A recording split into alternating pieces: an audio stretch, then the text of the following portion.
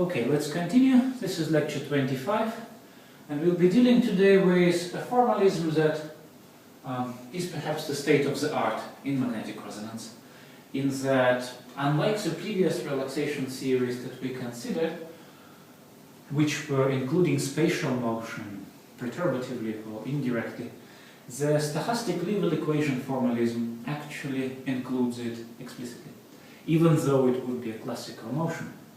So it is perhaps the next step between the approximate treatment that we necessarily have to include somehow because of the impossibility of solving the full Schrödinger equation and, well, the full Schrödinger equation per se.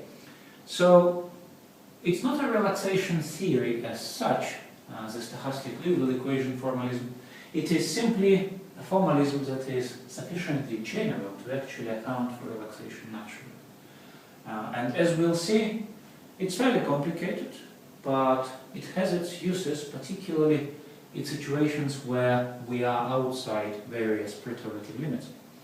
If we're outside direct field approximation, that is, our correlation times would, for example, be long, or we're outside some perturbative situations where the amplitudes of various stochastic motions in the system are no longer small compared to some strong interactions that we might have, Zeeman interaction, for example, then it becomes necessary to actually treat the full problem in both quantum mechanics insofar as spin goes and spatial dynamics insofar as various diffusion processes are there that occur in the system. Right, okay, so if we remember our Liouville von Neumann equation, that was d by dt of rho of t, it was minus I h commutation superoperator rho t. And in our various perturbative relaxation theories, what we did was to say that, okay, that would be minus I, and there will be something large, h0, and hopefully simple, and there will be something small, but unfortunately complicated, that would depend on time, rho t. And so we would proceed by solving the simple problem, which is not stochastically modulated, and then doing some sometimes pretty sophisticated perturbation theory with respect to the stochastic part. Now, what I'll do now is actually move completely away from this and into quite a different picture. So far, our density matrix was encoding some probabilities and coherences of a system being in a particular quantum state. We said nothing about a system being in a particular point in space, but we now will. So what I will introduce next is the probability distribution of a physical system being in a point x. Yeah, that is fairly clear. That is, it's just the usual probability density concentration, for example. The likelihood of molecule being there in a spatial point x. But what I will also do is I will make it a probability of a particle being in a spatial point x in a spin state rho. That is, it will be a joint probability, like that. And it is still a probability, and spin coordinates are valid coordinates, just like the spatial coordinates are. So it is quite simply now a joint probability distribution of a system being in a point x in a spin state rho. But what I will do further is maybe generalize it a little bit and say that we would like to have a system and a probability for it that would be time dependent. So we can in principle now recast the entire problem not in these terms, but in terms of the dynamics of the various associated probabilities. And this joint probability distribution would probably not in practice even be computable, because the dimension of this spin problem is huge, so 2 to the n by 2 to the n, and so there will be a huge number of parameters that this probability will depend on, so it's a very high dimensional distribution. Nonetheless, we will now proceed to try and find out the dynamical equation for this probability distribution rather than for the density matrix. And you can see why it would be, in a sense, more general, because we have captured here spatial dynamics at the same level as the spin dynamics. It will just be moving somehow in space, and it will be moving somehow in spin, but we've got them all together in the same probability distribution. Right, so what we'll now say is, for space, we will make an assumption that it does not actually depend on spin. Spin interactions are weak, and so we will assume some kind of spatial diffusion motion for the spatial variable. So let's hold the spin variables static, as we do in partial differential equations, and under that condition what we will assume is that the space motion is in fact classical.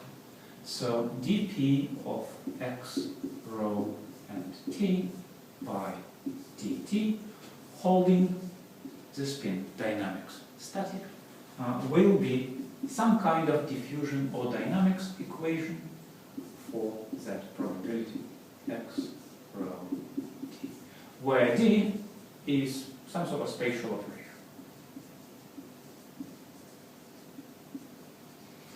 Usually diffusion or rotational diffusion, we'll see a few examples later today. So we are just saying that spin does not affect spatial dynamics. And so for spatial dynamics we will assume something of this kind. So for example, this is a Laplacian operator, it will be spatial diffusion. Right, so this much for space. Now let us consider the spin problem, but this time holding the space static. What we'll have is P, let's say, of x rho t plus delta t, so if we move it a little bit forward in time, but we'll keep the space fixed. What does that mean? Well, if we have the space fixed, then we have a simple spin problem, and what we have then is, if we take a system in a density matrix rho at time t, then at time t plus delta t, what will happen is rho will become propagator times rho, so it will become something multiplied by minus I h delta t rho. Yeah, so we just took a step forward in time. So that means that what we have here is P of x minus I h delta t rho t. Quite a useful equation because it connects translation in time with translation in spin space, or more precisely speaking, this would be a rotation in the spin space. So now let's try, based on this, to derive the differential equation for the spin dynamics of this quantity. So what we'll do is we'll take this and take its Taylor expansion with respect to rho. So what we can then have is, in the most general case, it will be P of x rho t, yeah, the unperturbed quantity, plus gradient of this with respect to rho times rho. So just the first term in the Taylor series. So what we'll then have is, it will be a Dirac bracket, scalar product because it's a multidimensional problem, gradient with respect to rho of P of x rho t, and then this minus the original rho, that is E minus I h delta t rho minus rho. So such a generalized Taylor series plus some terms of higher order in this difference. Okay, so what we'll now do is we'll assume that the time increment is small, and under that assumption this will become 1 minus I h delta t, and so something will cancel, so it's a good idea to try and go down that road. So what we'll have is then P of x rho t, as we previously had here, and then a Dirac bracket plus gradient with respect to rho of P x rho t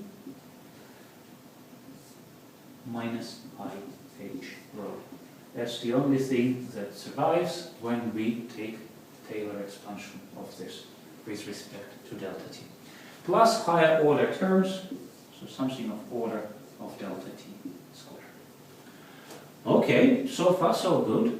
So what we'll now do is then try calculating the derivative of this probability with respect to time when the coordinates are fixed. You can see it's a bit of an arcane argument, but thankfully the equation in the end is quite simple. Well, not to say intuitive, but really I thought I would avoid the hand-waving way of introducing it. We could have just written it on the board and rationalized it retrospectively, but it is a good idea to have this derivation because it kind of puts you into the mindset of how such theories are in general derived. So if we'd like to know what this dp of x rho t by dt when x is constant, well, as the name of the derivative suggests, it's a limit of delta t going to 0 of p x then rho then t plus delta t, and we've just considered this thing, and we've got some simplified equation for it, minus the original p, and you remember we actually had this term which will now cancel, divided by delta t. So, substituting everything that we have just derived, I've erased it from the board, but it is there in your handout. What we'll get is the following. Delta t will cancel, by the way, as well. We'll get this thing.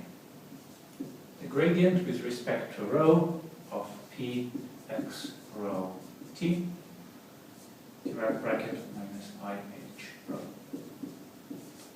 Right, so what I'll do is I will take this gradient out of the bracket.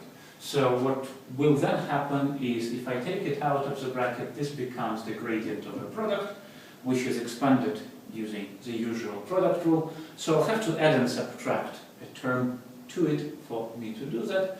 And so when I've done that, what I'll get is nabla rho, now with the direct bracket with px rho t minus I h rho, and subtracting the term I've added, px rho t gradient rho minus I h rho.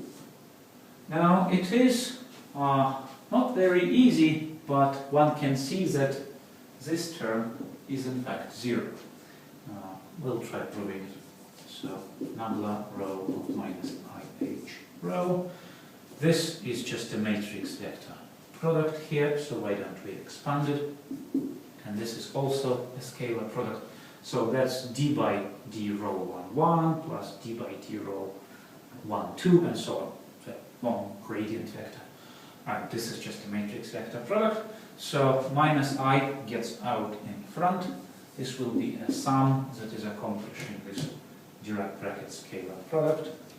K d by d rho k. I'll just choose linear indexing for the rho because it happens in Liouville space.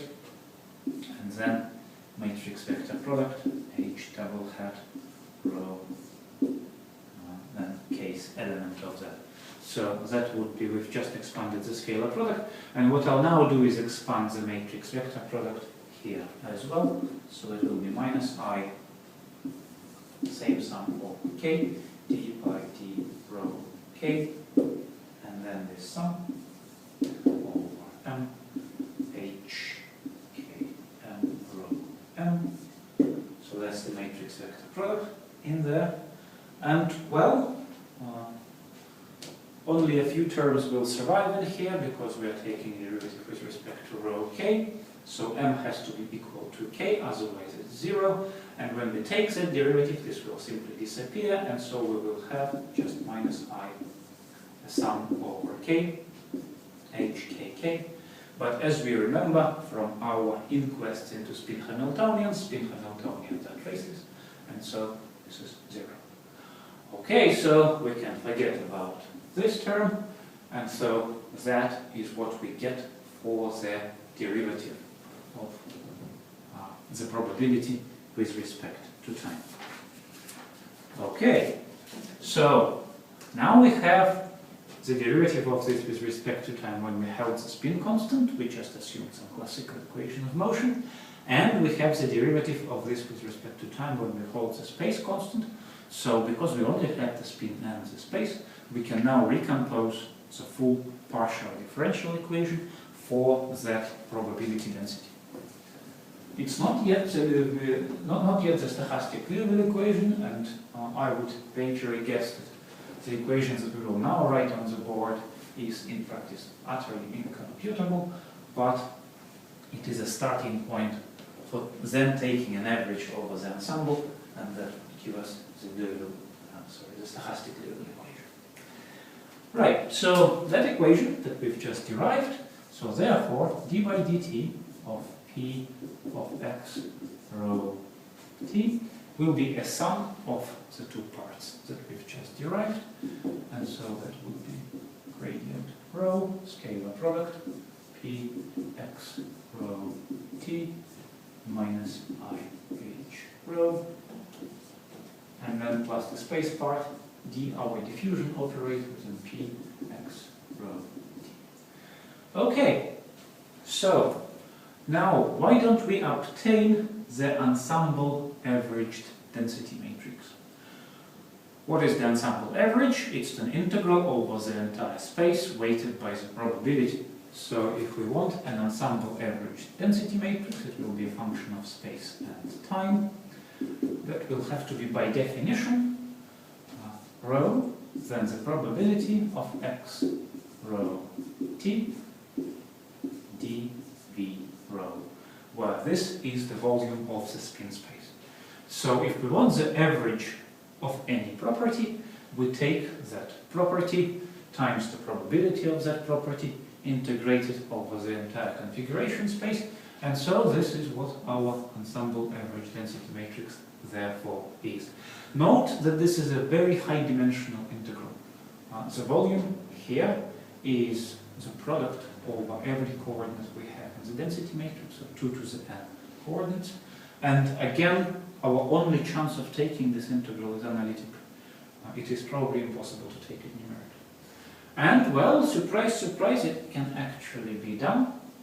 And what we would be interested in particular is the derivative of this quantity with respect to time, because that would give us the equation of motion for the ensemble average density matrix.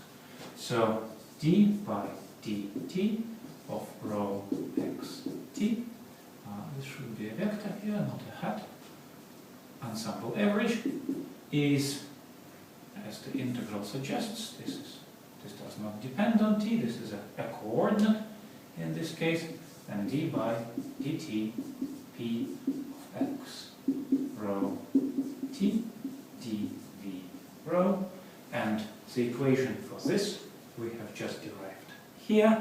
So if we plug it into the integral, what we'll get is an integral over gradient with respect to rho p x rho t minus I h rho, closing the bracket, plus d p x rho t, all of that in bracket, rho dv rho. Okay, now this has two terms.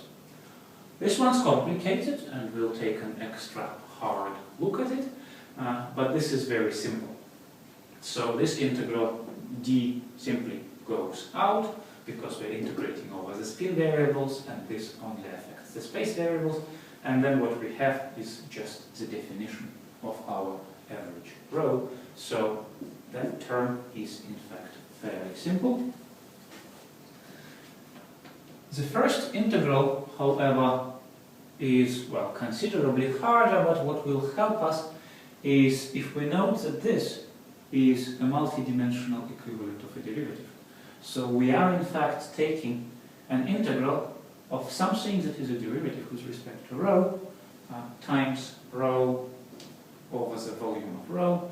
And I don't know to what extent it rings the bell, but it is one of those things which in one-dimensional case we used to handle using integration by parts.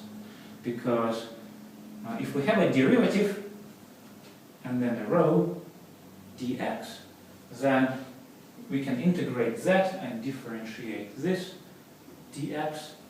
Derivative will disappear, this will become 1, and so then we can take the integral.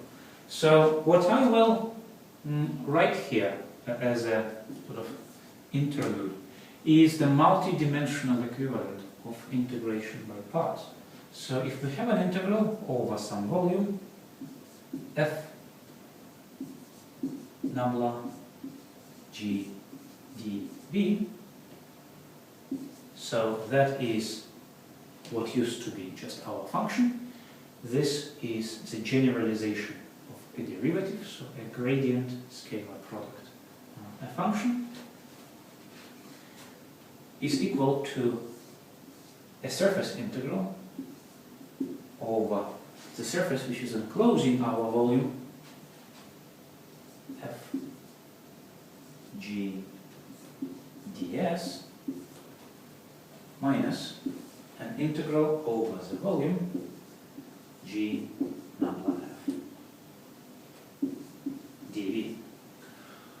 Well, in our case, if the function we are trying to integrate over a surface is 0 everywhere on that surface, then obviously this surface integral is 0. This is great because density matrix only lives inside a sphere. As you remember, it had a norm, and the trace of it had to be 1. So the density matrix, by virtue of coming originally from the wave function, cannot venture outside the unit sphere, or unit block, or in various different scale situations, something else, but it is certainly living in a fairly restricted and closed volume around 0. And so if we take our surface outside that volume, then the density matrix will be 0 everywhere, and so we can easily ignore this part. And therefore our integral is in fact minus the integral of a situation where we simply jump the derivative to 0 here, and then it becomes 1, and then life becomes considerably easier. So with this interlude, what we then finally have is minus I h integral rho p x rho t dv rho. This is what our integral became, plus this little trivial part, so plus d operator integral rho p x rho t dv rho. Right, and when we remember our definition here, then this is our definition, and this is our definition, and so what we finally get, not forgetting that this is a commutation superoperator, minus I h commutation superoperator rho x t ensemble averaged plus d diffusion operator rho x t ensemble averaged. So here's the beginning, and here's the end, and I guess you could kind of expect it in retrospect, so I'll rewrite it in a moment and drop the bars, that if we treat our density matrix as a function of spin and space, then, well, the spin operators will act on its spin parts, and the space operators will act on its space parts, and so it will just be a joint density matrix, which will not only encode the distribution of probabilities in spin space within the ensemble, but also the distribution of probabilities in the space. So finally, and after dropping the bars, d by dt rho of x t will be minus I h superoperator rho x t plus d diffusion operator rho x t. And this is known in the trade as the stochastic Liouville equation. The only real difference from our usual equation is the introduction of the space coordinate into the density matrix, as well as the associated dynamics. Okay, well then what we have to do is, because we now have both spin and space coordinates, is we'll have to cross our space up, which was just spin, now it will be spin and spatial dynamics. So we now have to solve this. There are two general ways of solving it. One is perhaps conceptually the easier one. Let's say we have rotational diffusion.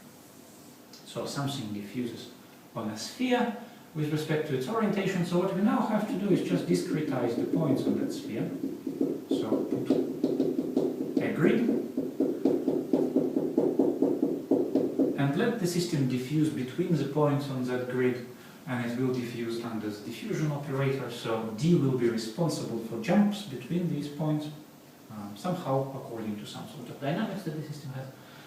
And at each point we will define its own density matrix. And then what will happen is we will propagate the system forward, and D will be represented on this grid, so it will be some kind of finite difference operator which is set up on the spherical grid. And at every point in space we will have its own Liouville von Neumann equation, because in every little point in here, because it has a different orientation, Hamiltonian will be different. And so we will have a joint problem in spin and in space, and the total problem will be a direct product of the space problem and the spin problem. So this is conceptually quite easy, but unfortunately suffers in practice from various numerical issues, like setting up these grids and the fact that the calculation does unfortunately converge rather slowly with respect to the number of points on these grids. So what we will do is follow, as it was a course of history. Initially, the stochastic Liouville equation formalism was formulated differently. Rather than discretizing space, we would work in a continuous representation and instead choose a spatial basis set. And typically, well, there are many choices, but the best choices are usually those which diagonalize D. So we would decide to work in the space of eigenfunctions of the diffusion operator, which for isotropic rotational diffusion and in fact for axial rotational diffusion, as you know, are Wigner functions. Hence, the abundance of those in various SLE works. But before we do that, let's proceed to derive a general solution to it. So what we'll say is we've got some kind of basis set in space and some kind of basis set in spin, and we'll just solve the equation from there. So as we know, our Hamiltonian always admits the following expansion. It will be a sum over n Gn of x Qn, where Qn are static superoperators and these are the functions of some spatial coordinates. In the case of rotational motion, we remember what this was. These were Wigner functions, and those were irreducible spherical components of our Hamiltonian, linear combinations of irreducible spherical tensors. But dynamics in general needn't be rotational dynamics. So we put a general variable x in there and replaced our Wigner functions, and we'll get to a point where they would become Wigner functions, but with just a general expansion like that. And it stands to reason that such expansion is always possible. Okay, so we've got our h. We also have our diffusion operator, which will act on these functions. So d acting on gk of x will transform it somehow into a linear combination, sum over m d m k g mk, yeah, gm x. So in general, if these functions are just arbitrary orthonormal basis sets that we picked up, the diffusion operator will transform each function into a linear combination of such functions, because they are complete basis sets, so whatever we get here, we can always expand in G's. Okay, so that is the action by the diffusion operator. And these DMKs, as per usual, can be written like that.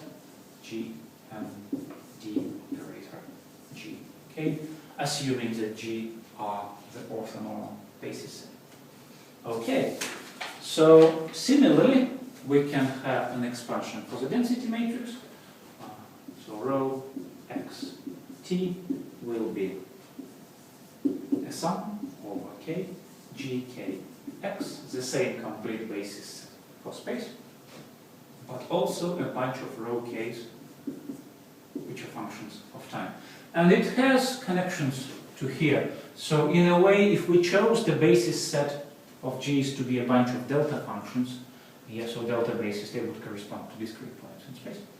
And then the density matrix would correspond to a bunch of points in space, each with its own density matrix, as we have here.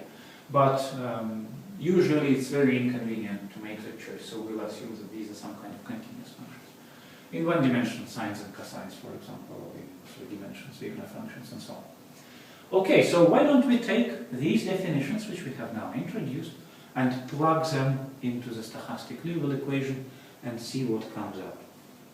Right, it's going to be a big expression, so I take this expression for rho and put it here, take this expression for h and put it here, take these actions for d on rho and stick them in here. So the result will be a sum over k g k of x d rho k t by dt. So the result of plugging our definition of rho into the left-hand side of this equation, and the right-hand side will be minus I, the sum over n k g n x g k x q n rho k t plus, so this was this term, double sum because this was a sum and this was a sum,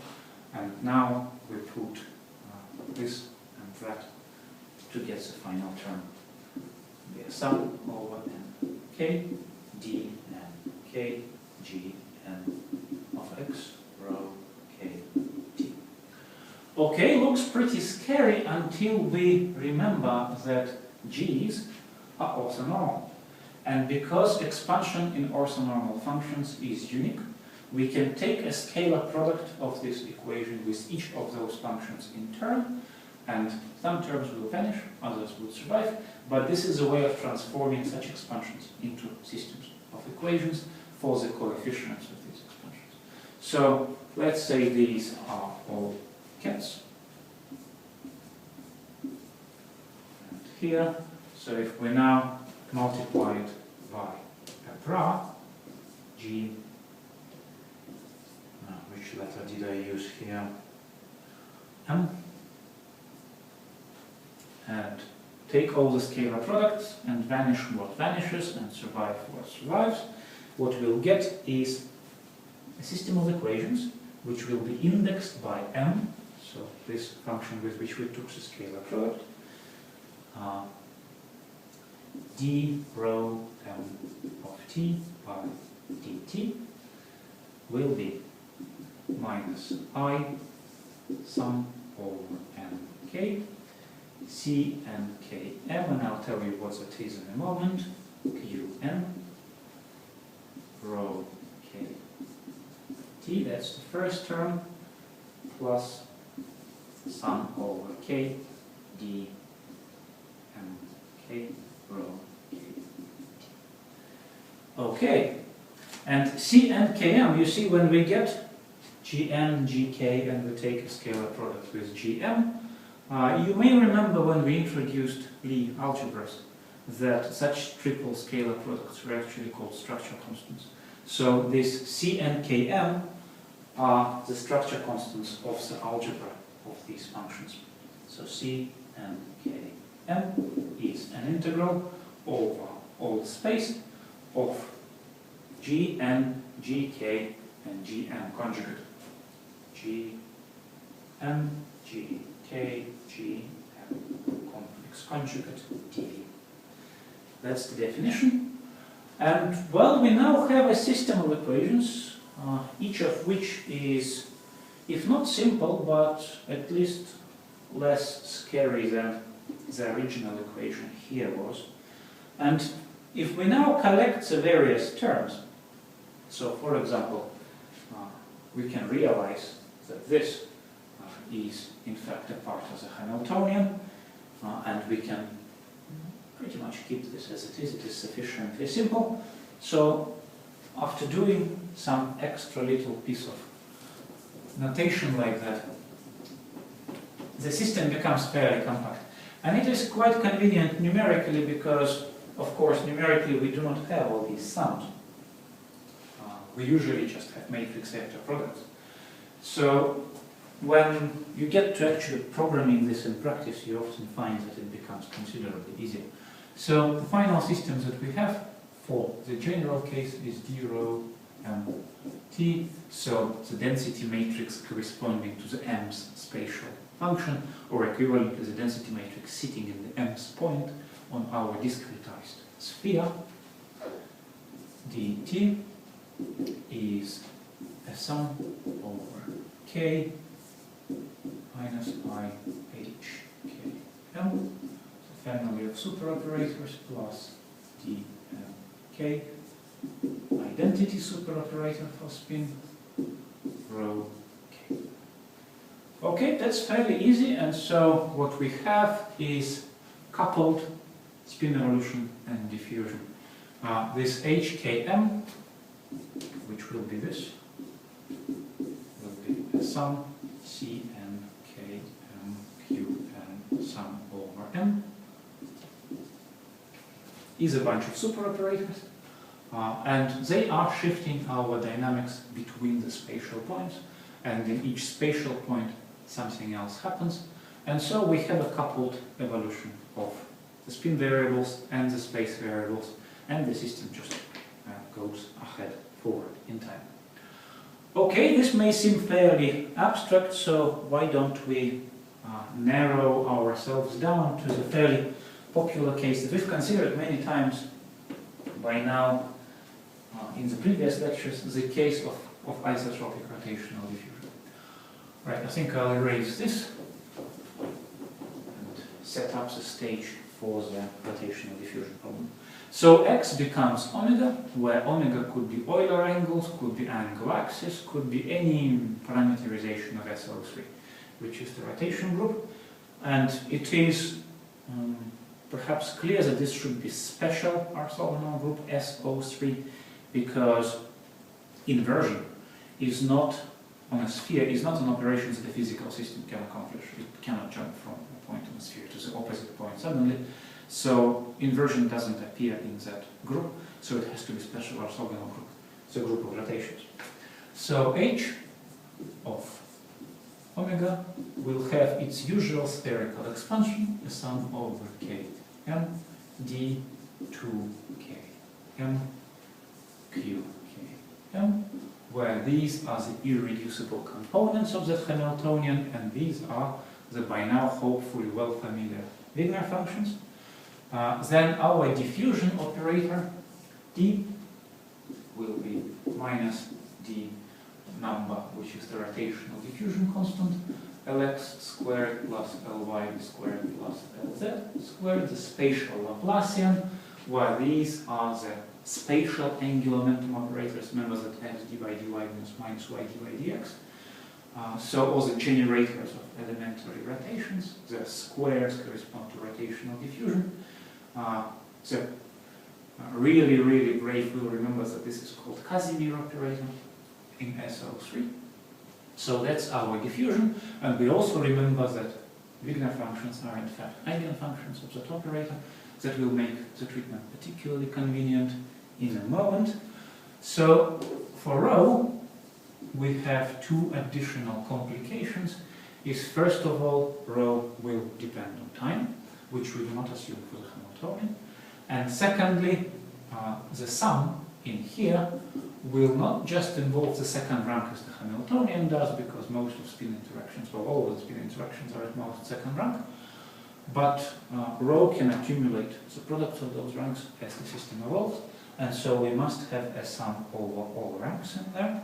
So it will be a sum over LKM dLKM, and then the coefficients, we'll call it R, L, K, M, spin operator function of T.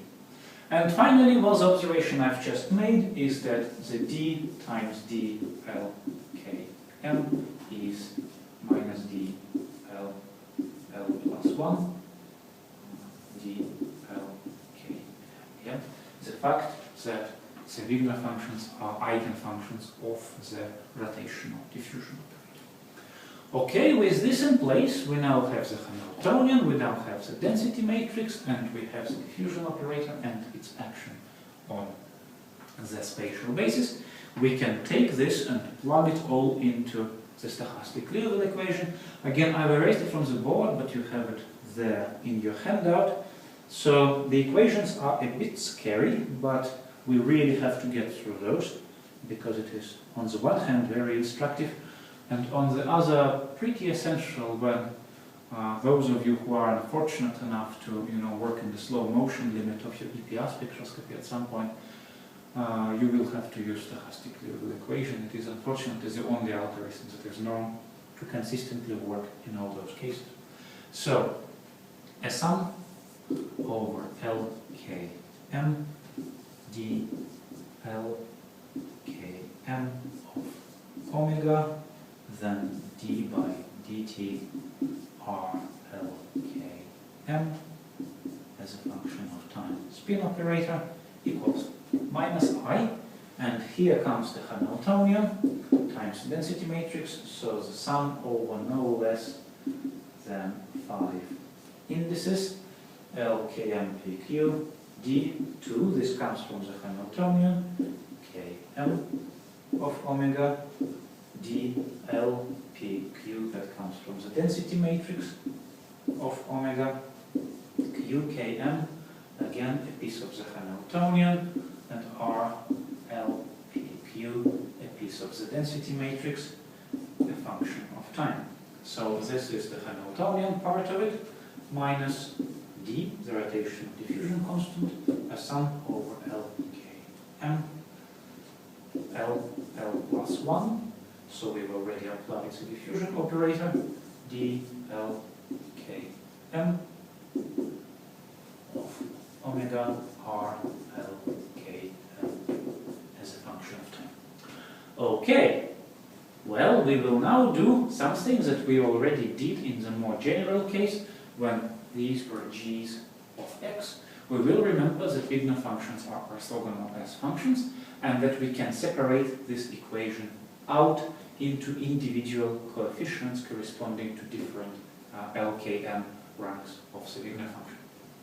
But we will also have to deal with this product here, and as you remember from the SO3 lecture, Wigner functions are in fact an algebra, and so a product of them is a linear combination of Wigner functions itself, and that's a standard relation from angular momentum theory involving the Clebsch-Gordon coefficients.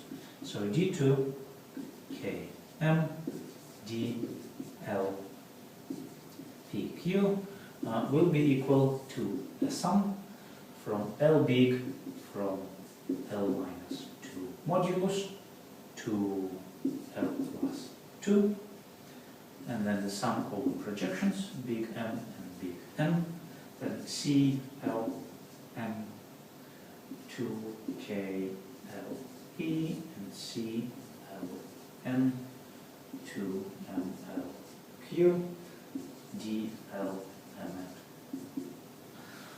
Well, what we can do is take this here, do a replacement, and then separate out individual ranks of Wigner functions in order to get our final equation, which is thankfully slightly smaller than this one. And well, you can see how complicated this is from even the formalism perspective. And when we actually do numerical calculations, what also happens to be the case is these Clebsch-Gordon coefficients, they are okay for small indices. You remember they had these factorials in them, and what's worse, a sum over factorials, something that couldn't be factored into a product. The problem appears when the indices here become greater than about 20, because 20 factorial is a big number, and I don't remember where exactly the double precision breaks down, but I think it's around 50 factorial. And even at 20 factorial, it is already so bad that the differences of very large numbers become completely inaccurate in 64 precision arithmetic. And so the big problem with this, computing these Clebsch-Gordon coefficients for large values of indices, is that you have to use under the bonnet arbitrary precision arithmetic. And it unfortunately makes the evaluation quite slow. Now, that only happens if this is done in a naive way. There are various special tricks that one can play, and various explicit expressions where the indices, some indices are fixed at 2. And so for the case of stochastic Liouville equation with second rank Hamiltonian, this can more or less be circumvented. But please be aware of the fact that when you're doing Clebsch-Gordons of large indices, chances are, unless you're using some really advanced package like spinach or EasySpin, which is actually wise enough to do it properly, chances are you might run into numerical precision issues in here. But okay, let's not divert, let's just write the system of equations that we get after splitting this up into individual Wigner contributions. So it will now be a system, but it wouldn't be a system over a single index as we numbered our general spatial functions. Because we now use explicit Wigner functions, it will be a system over 3 different indices, so L, M, N here. So it's a system over all allowed values of L, M, and N. And for each of those, d by dt are L, M, and operator T. So our density matrix at elements spatial point, or in our case elements spatial function, because we're working with Wigner functions, will be equal to minus I sum L, K, M, P, Q, C, L, M, 2, K, L, P, C, L, M, 2, M, L, Q, Q, L, M, Q, K, M, rho R, P, Q, T, double hat here, minus D, L, L plus 1, R, L, M, N, T. Okay, well, this is easy because these are just numbers. Any computer program like Mathematica will give it for us. QKMs we got from the spherical expansion of our Hamiltonian. If you've ever done rotations to your Hamiltonian, you will have these functions. D is a number, L is a number, and so this is just a system of matrix equations for a bunch of density matrix defined at different areas or well distributions in space. And the equations are coupled because, see, you've got element here, but PQ here. Thankfully, most of these coefficients will actually vanish, and in practice, the coupling will go to at most the second nearest neighbor. And so, even though this might look formidable, it is in practice, in fact, fairly easy to solve.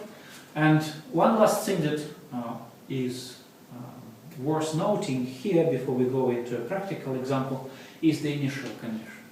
Typically, if we have isotropic rotational diffusion, we start from a system that, in the sense of spatial dynamics, has been equilibrated.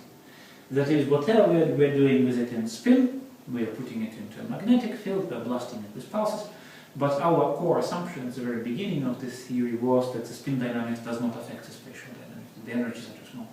And so we assume that our system has been completely equilibrated with respect to space.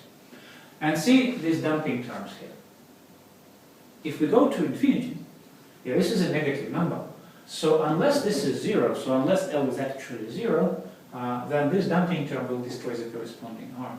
So our initial condition, therefore, for an equilibrative system is that R 0, 0, 0 is our initial spin density matrix, but for all other indices, L, K, M, which are not all three simultaneously 0, this would be 0.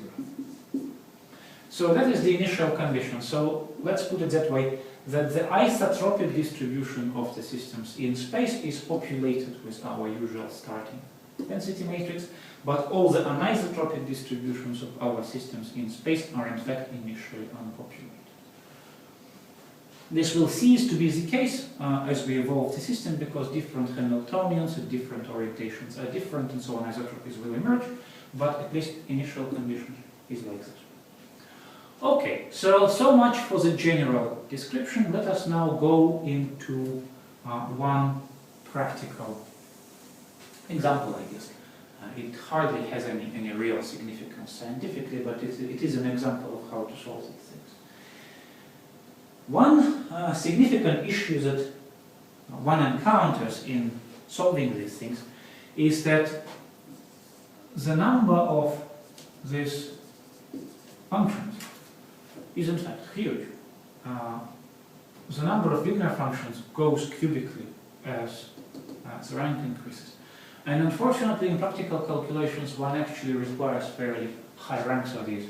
If you're working next to the usual NMR, liquids NMR correlation times, sort of a couple of nanoseconds or so, then L equals 10 is mostly okay. So we'll have the order of 1,000 of these functions in the basis. So the dimension of the spatial problem will be 1,000, but then it crosses into the spin problem, and so spin goes as 2 to the n. So it's 1,000 times 2 to the n. It's a very large number. So one of the very real practical difficulties with stochastic Liouville equation formalism is the absolutely incredible astronomical dimension of all matrices. Much bigger than what we ever have in Redfield theory or anything that does not explicitly involve space dynamics. A large number of algorithms have been developed for this to try and fight this problem and solve it in reasonable time. But you have to admire Jack Fried and company, who actually managed to calculate these things in 1970 on goodness knows what computers they had at the time. It must have been a near relative of their Vegas. But imagine crunching these million-dimensional matrices in 1970. I guess it wasn't easy. It's a bit easier these days because of our absolutely enormous supercomputers, but it is still a difficult problem. Okay, so let's say we have a spin, single spin, and it has an anisotropic Zeeman interaction. So what we'll be shooting at is, in the case of a liquid, some kind of broadening caused by relaxation, by fluctuating Zeeman anisotropy. And as we edge closer to the solid limit, its motion becomes slower and slower. We'll see the classical tent kind of anisotropy pattern. So our Hamiltonian would be H is omega Lz, the carrier Zeeman interaction, the big one, the one that corresponds to our magnet, and then the anisotropy term, for which we will only keep the secular part because we assume that we're working in the high field. So A, some kind of coefficient, axiality divided by √6 for those who remember it. T20, the 2-0 irreducible spherical tensor of spin and the external field. Then D200 of omega. So the usual secular expression for the anisotropic Zeeman interaction. And the standard rotational diffusion operator, so minus d Lx squared plus Ly squared plus Lz squared, but this is a spherical Laplacian, and the same expansion as we had there for the density matrix. So when we plug it all into the SLE, what we'll get is a sum over LKM, so over everything that occurs in the density matrix, d LKM of omega, d by dt r LKM operator of t is minus I A, our interaction parameter, T20, our operator corresponding to Zeeman anisotropy, d 2, 0, 0 of omega, and then a sum that was our density matrix LKM d LKM of omega r LKM operator of t, and minus d a sum over LKM L plus 1 d LKM r LKM t. Okay, doing the usual separation of Wigner function ranks, plugging in the Clebsch-Gordan coefficients for the products of Wigner functions, and then separating everything out and writing it out explicitly and killing everything that is 0, of which there would be quite a lot. So in my case, the example I've got in your handout has been crunched with Mathematica. Use MATLAB if you want. But what I want to show you about it is a couple of typical features of these calculations. So it actually merits spelling it out explicitly as it is done in your handout. So I'll just write the first 3 equations in that chain and then discuss the features that we see in them. So d by dt of the density matrix corresponding to isotropic distributions of t will be minus I a over 5 t 2 0 r 2 0 0 t. Is that right? Yes. Then d by dt rho 2 0 0. So that's the next non-zero equation. All the projection terms do not occur. Is minus I a t 2 0, and then r 0 0 0 plus 2 over 7 r 2 0 0 plus 2 over 7 r 4 0 0 minus 6 d r 2 0 0, and the third equation in that chain, d by dt r 4 0 0 t is minus I a t 2 0, or a number 18 over 35 r 2 0 0 plus 20 over 77 r 4 0 0 plus 45. Don't pay attention to the numbers, they're just random numerical constants that appear in these calculations. 0 0 minus 20 d r 4 0 0. Okay, so if we look at these equations and the system continues, what we can immediately see is a given density matrix is only coupled to its immediate neighbor ranks. So 0 was coupled to 2, 2 was coupled back to 0, to itself and to 4, and 4 is coupled to 2, 4 and 6, but no further, and it's not coupled to 0. So the system in this case, if we remember that R is a matrix, is in fact block tridiagonal.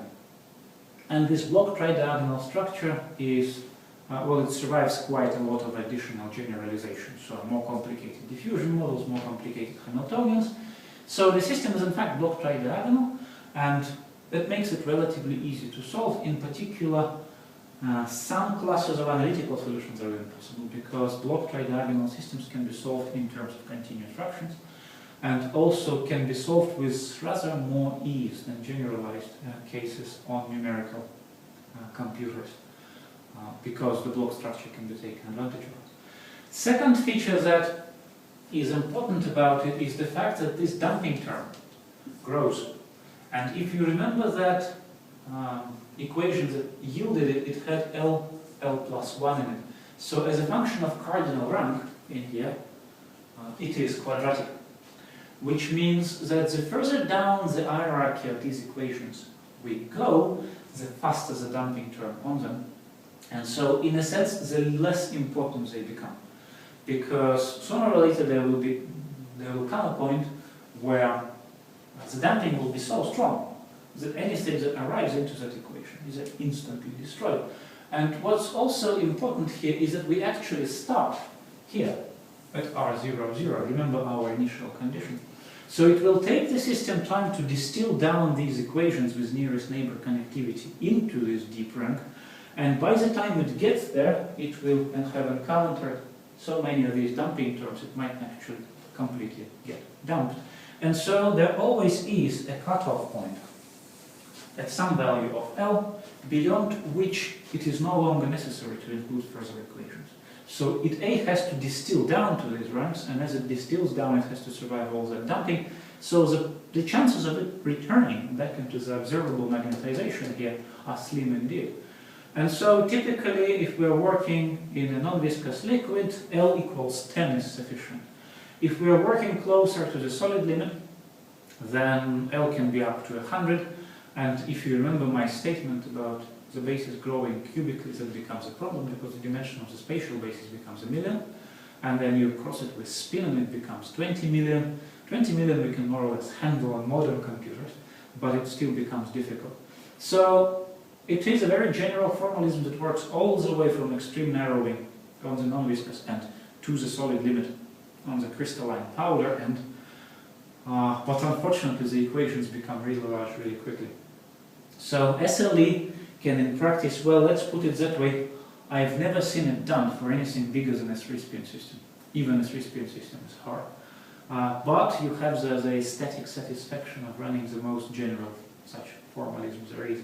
The only thing that would be more general would have to actually treat the spatial dynamics quantum mechanically. And that's completely impossible.